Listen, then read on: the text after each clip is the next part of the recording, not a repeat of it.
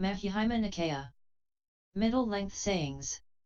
Translated by I.B. Horner. Suttacentral.net. Kiladukuk Handha Sutta. 14 Lesser Discourse on the Stems of Anguish. Thus have I heard, at one time the Lord was staying among the Sakyans at Kapalavathu in Nigrodha's park. Then Mahanama the Sakyan approached the Lord. Having greeted the Lord, he sat down at a respectful distance. As Mahanama the Sakyan was sitting down at a respectful distance, he spoke thus to the Lord. For a long time, Lord, I have thus understood Dhamma taught by the Lord. Greed is a depravity of the mind, aversion is a depravity of the mind, confusion is a depravity of the mind. It is thus that I, Lord, understand Dhamma taught by the Lord. Greed is a depravity of the mind, aversion is a depravity of the mind, confusion is a depravity of the mind. But at times things belonging to greed, taking hold of my mind, persist, and things belonging to aversion, taking hold of my mind, persist, and things belonging to confusion, taking hold of my mind, persist. It occurred to me thus, Lord, now what can be the quality in me, not got rid of? Subjectively, on account of which at times things belonging to greed, taking hold of my mind, persist, and things belonging to aversion, taking hold of my mind, persist, and things belonging to confusion, taking hold of my mind, persist. Indeed there is a quality in you, Mahanama, not got rid of subjectively, on account of which at times things belonging to greed, taking hold of your mind, persist, and things belonging to aversion, taking hold of your mind, persist, and things belonging to confusion, taking hold of your mind, persist. But this quality could be got rid of subjectively by you, Mahanama, if you would not dwell in a house, if you would not enjoy pleasures of the senses. But inasmuch as this quality, Mahanama, is not got rid of by you subjectively, therefore you dwell in a house and enjoy pleasures of the senses. Pleasures of the senses are of little satisfaction, of much ill, of much tribulation wherein is more peril. Yet if this, Mahanama, comes to be well seen as it really is, through perfect intuitive wisdom by an Aryan disciple, but if he does not come to rapture and joy apart from pleasures of the senses, apart from unskilled states of mind, or to something better than that, then he is not yet one unseduced by pleasures of the senses. But when, Mahanama, an Aryan disciple thinks, pleasures of the senses are of little satisfaction, of much ill, of much tribulation wherein is more peril. And if this comes to be well seen, as it really is, through perfect intuitive wisdom by the Aryan disciple, and if he comes to rapture and joy apart from pleasures of the senses, apart from unskilled states of mind, and to something better than that, then he is one who is not seduced by pleasures of the senses. And I too, Mahanama, before my awakening while I was still the Bodhisatta, not fully awakened, thought, pleasures of the senses are of little satisfaction, of much ill, of much tribulation wherein is more peril. And although this came to be well seen thus, as it really is, through perfect intuitive wisdom, I came to know rapture and joy apart from pleasures of the senses, apart from unskilled states of mind, nor to anything better than that. So I was conscious that I was not yet one unseduced by pleasures of the senses.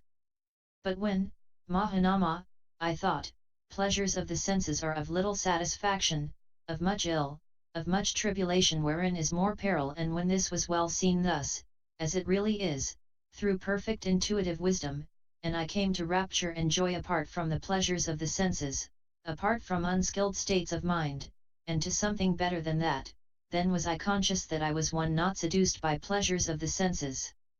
And what, Mahanama, is the satisfaction in pleasures of the senses? These 5, Mahanama, are the strands of sense pleasures. What 5? Material shapes cognizable by the eye, agreeable, pleasant, liked, enticing, connected with sensual pleasures, alluring. Sounds cognizable by the ear, agreeable, pleasant, liked, enticing, connected with sensual pleasures, alluring. Smells cognizable by the nose, agreeable, pleasant, liked, enticing, connected with sensual pleasures, alluring. Tastes cognoscible by the tongue, agreeable, pleasant, liked, enticing, connected with sensual pleasures, alluring. Touches cognoscible by the body, agreeable, pleasant, liked, enticing, connected with sensual pleasures, alluring.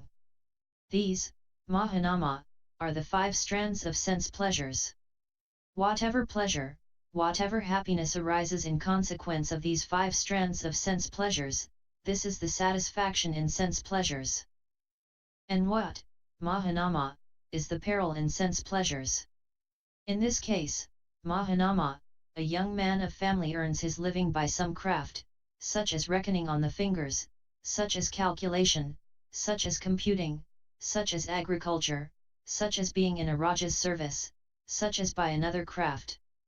He is afflicted by the cold, he is afflicted by the heat, suffering from the touch of gadflies, mosquitoes, wind, sun, creeping things, dying of hunger and thirst.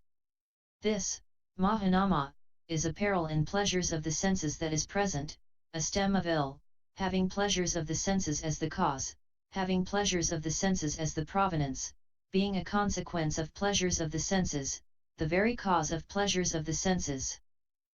If, Mahanama, this young man of family rouses himself, exerts himself, strives thus, but if these possessions do not come to his hand, he grieves, mourns, laments, beating his breast and wailing, he falls into disillusionment, and thinks, indeed my exertion is vain, indeed my striving is fruitless.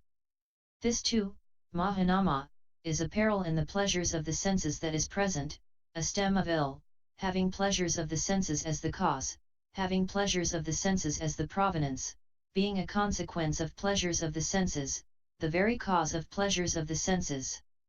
If, Mahanama, this young man of family rouses himself, exerts himself, strives thus, and these possessions come to his hand, he experiences suffering and sorrow in consequence of looking after them, and thinks, now by what means may neither kings nor thieves take away my possessions, nor fire burn them, nor water carry them away, nor heirs whom I do not like take them away. Although he looks after these possessions and guards them, kings do take them away or thieves take them away, or fire burns them or water carries them away, or heirs whom he does not like take them away. He grieves, mourns, laments, beating his breast and wailing, he falls into disillusionment, and thinks, I do not even have that which was mine. This too, Mahanama, is a peril in the pleasures of the senses that is present, a stem of ill. Having pleasures of the senses as the cause, having pleasures of the senses as the provenance, being a consequence of pleasures of the senses, the very cause of pleasures of the senses. And again, Mahanama, when sense pleasures are the cause, sense pleasures the provenance, sense pleasures the consequence, the very cause of sense pleasures, kings dispute with kings, nobles dispute with nobles, Brahmins dispute with Brahmins, householders dispute with householders, a mother disputes with her son, a son disputes with his mother, a father disputes with his son, a son disputes with his father, a brother disputes with a brother disputes with a sister disputes with a brother, a friend disputes with a friend. Those who enter into quarrel, contention, dispute, and attack one another with their hands and with stones and with sticks and with weapons, these suffer dying then and pain like unto dying. This too, Mahanama, is a peril in the pleasures of the senses that is present, a stem of ill, having pleasures of the senses as the cause, having pleasures of the senses as the provenance, being a consequence of pleasures of the senses, the very cause of pleasures of the senses. And again, Mahanama, when sense pleasures are the cause, sense pleasures the provenance, sense pleasures the consequence, the very cause of sense pleasures, having taken sword and shield, having girded on bow and quiver, both sides mass for battle and arrows are hurled and knives are hurled and swords are flashing. These who wound with arrows and wound with knives and decapitate with their swords, these suffer dying then and pain like unto dying. This too, Mahanama, is a peril in the pleasures of the senses that is present, a stem of ill, having pleasures of the senses as the cause, having pleasures of the senses as the provenance, being a consequence of pleasures of the senses, the very cause of pleasures of the senses. And again, Mahanama, when sense pleasures are the cause, sense pleasures the provenance, sense pleasures the consequence, the very cause of sense pleasures, having taken sword and shield, having girded on bow and quiver, they leap on to the newly dogged ramparts, and arrows are hurled and knives are hurled and swords are flashing. Those who wound with arrows and wound with knives and pour boiling cow dung over them and crush them with they, falling, portcullis and decapitate them with their swords, these suffer dying then and pain like unto dying. This too, Mahanama, is a peril in the pleasures of the senses that is present, a stem of ill, having pleasures of the senses as the cause, having pleasures of the senses as the provenance, being a consequence of pleasures of the senses, the very cause of pleasures of the senses. And again, Mahanama, when sense pleasures are the cause, sense pleasures the provenance, sense pleasures the consequence, the very cause of sense pleasures, they break into a house and carry off the booty and behave as a thief and wait in ambush and go to other men's wives. Kings, having arrested such a one, deal out various punishments. They lash him with whips and they lash him with canes and they lash him with birch rods, and they cut off his hand, and they cut off his foot, and they cut off his hand and foot, and they cut off his ear, and they cut off his nose, and they cut off his ear and nose, and they give him the gruel pot punishment, and they give him the shell tonsure punishment, and they give him the rahu's mouth punishment, and they give him the fire garland punishment, and they give him the flaming hand punishment, and they give him the hay twist punishment, and they give him the bark dress punishment, and they give him the antelope punishment, and they give him the flesh hooking punishment, and they give him the disc slice punishment, and they give him the pickling process punishment, and they give him the circling the pin punishment, and they give him the straw mattress punishment, and they spray him with boiling oil, give him as food to the dogs, impale him alive on stakes and decapitate him with a sword. This too, Mahanama, is a peril in the pleasures of the senses that is present. A stem of ill, having pleasures of the senses as the cause, having pleasures of the senses as the provenance, being a consequence of pleasures of the senses, the very cause of pleasures of the senses. And again, Mahanama, when sense pleasures are the cause, sense pleasures the provenance, sense pleasures the consequence, the very cause of sense pleasures, they behave wrongly in body, they behave wrongly in speech, they behave wrongly in thought. These, having behaved wrongly in body, in speech, in thought, at the breaking up of the body after dying, arise in a sorrowful state, a bad born, the abyss, Naraya hell. This, Mahanama, is a peril in pleasures of the senses that is of the future, a stem of ill, having pleasures of the senses as the cause, having pleasures of the senses as the provenance, being a consequence of pleasures of the senses, the very cause of pleasures of the senses. At one time I, Mahanama, was staying near Rajagaha on Mount Vulture Peak. Now at that time several giants on the black rock on the slopes of Mount Isagili came to be standing erect and refusing a seat, they were experiencing feelings that were acute, painful, sharp, severe.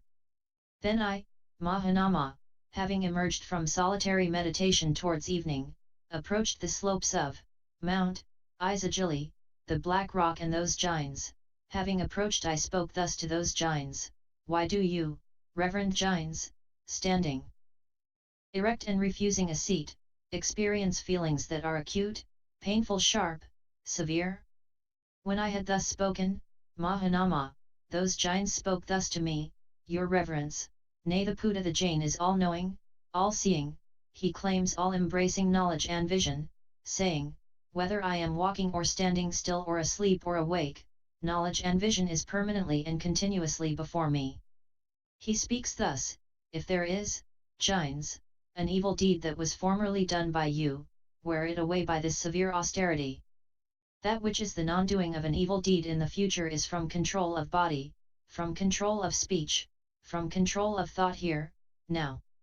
Thus by burning up, by making an end of former deeds, by the non-doing of new deeds, there is no flowing in the future.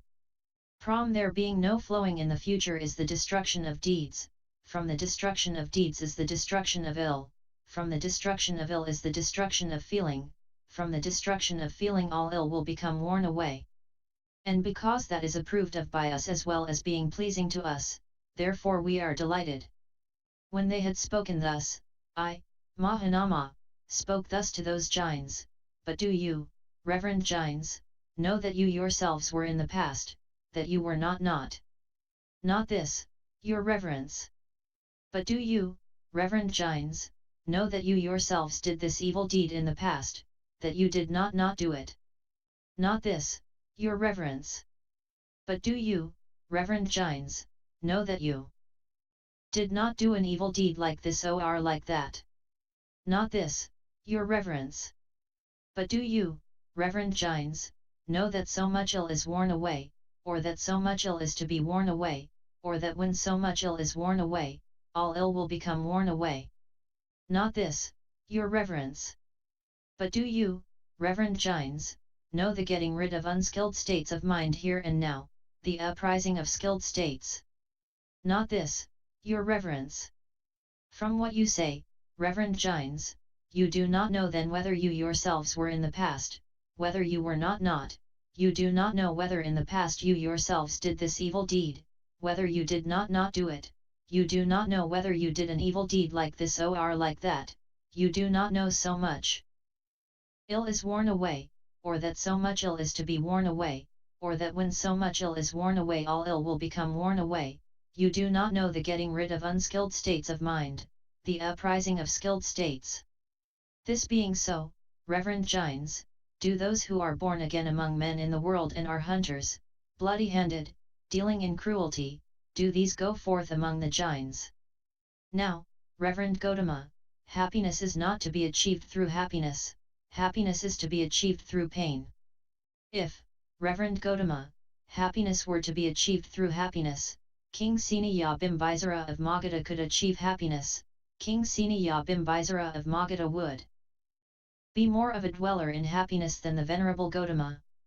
Undoubtedly this speech was made hastily by the Reverend Jains, without deliberation. Now, Reverend Gotama, happiness is not to be achieved through happiness, happiness is to be achieved through pain.